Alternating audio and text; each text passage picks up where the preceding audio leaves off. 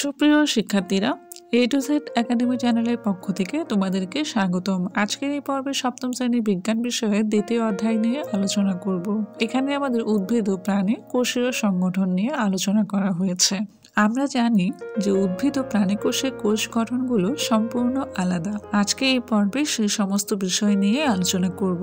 আমরা জানি প্রতিটি জীবদেহ এক বা একাধিক কোষ দিয়ে গঠিত হয়।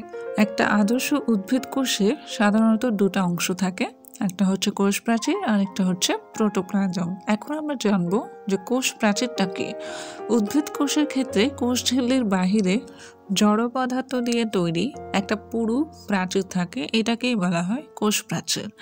এটা সাধারণত সেলুলোজ দ্বারা গঠিত। প্রাণী কোষে এই কোষ প্রাচীর দেখা যায় না। প্রাণী কোষে এর পরিবর্তে একটা আবরণ থাকে যার নাম হচ্ছে প্লাজমা পর্দা। কোষের সজীব অংশকে রক্ষা করা আর কোষের সীমারেখা নির্দেশ করাটাই হচ্ছে কোষ প্রাচীরের প্রধান কাজ। অর্থাৎ কোষের ভেতরে যে অন্যান্য অঙ্গাণু আছে সেগুলো নিরাপত্তায় থাকার জন্য কোষ প্রাচীর পর্দা হিসেবে কাজ করে। এরপর আমরা জানবো প্রোটোপ্লাজম। তোমরা কি জানো প্রোটোপ্লাজম কি নিয়ে গঠিত? কোষ ঝিল্লি, সাইটোপ্লাজম আর নিউক্লিয়াস, এই তিনটা অঙ্গাণু মিলিয়ে সাধারণত প্রোটোপ্লাজম গঠিত।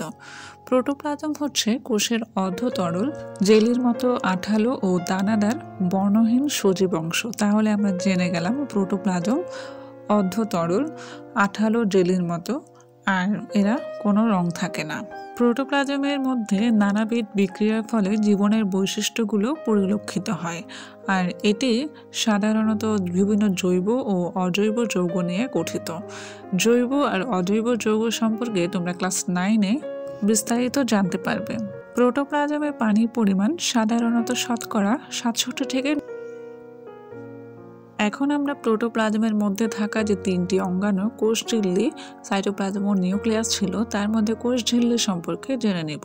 কোষ ঝিল্লির অপর নাম হচ্ছে প্লাজমা মেমব্রেন। কোষ ঝিল্লি হচ্ছে পুরো প্রোটোপ্লাজমকে ঘিরে যে নরম পর্দা দেখা যায়, সেটাই হচ্ছে কোষ ঝিল্লি।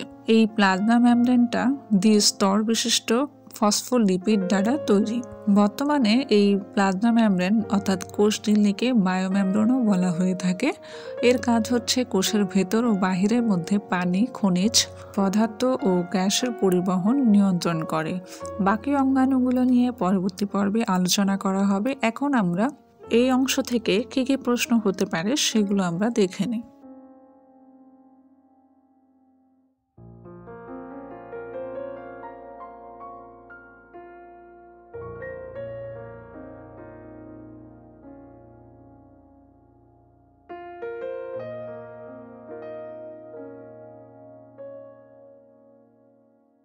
এই ছিল আজকের পর্ব। পরবর্তী ভিডিওগুলো পেতে আমাদের চ্যানেলটি সাবস্ক্রাইব করুন। ধন্যবাদ।